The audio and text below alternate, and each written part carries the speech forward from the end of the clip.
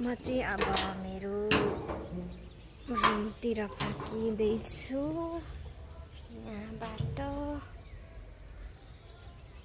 यहाँ चाहिँ थोरै पुदिना छ है। अचार खान मिठो लाग्छ क्या यो पुदिना चाहिँ। मम्मी चाहिँ कति माथिबाट हेरिरहनु छ।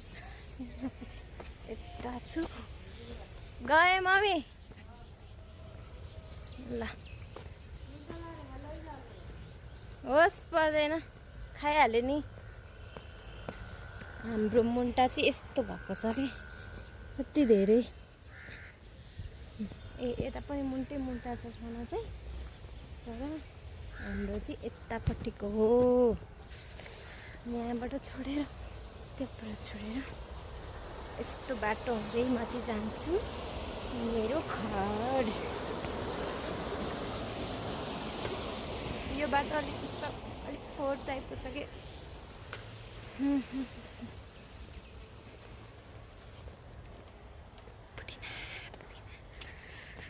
अचार खानु मिठो हुन्छ नि त पुदिनाको, त्यही भएर लिएर हिँडेको हो मैले। म यहाँबाट हिँड्दा चाहिँ ठ्याक्कै 9:23 भएको छ है। 1 किलोमिटरको बाटो हिँड्नुपर्छ। म कतिखेर पुग्दो रहेछु तपाईँहरूलाई भन्छु ल।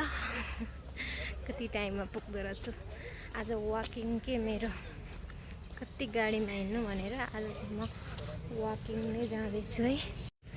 थिमी ब्याङ्क्वेट आइपुगेँ, त्यसपछि अगाडि बढिरहेको छु। अहिले चाहिँ म थिमीदेखि माथि आइपुगेँ होइन।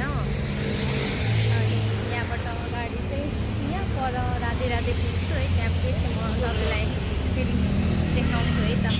म अहिले कहाँ पुगेँ होला गेस गर्नु त। म चाहिँ अहिले ठ्याक्कै राधेमा पुगेँ।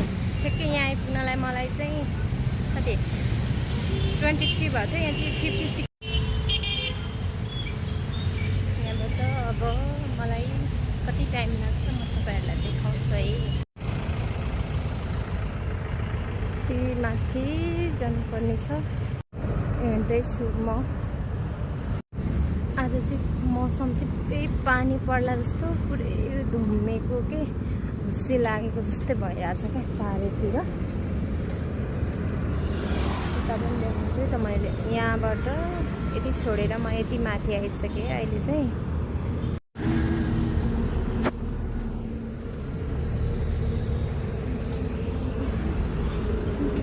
हेर्नु है त खोलामा यति धेरै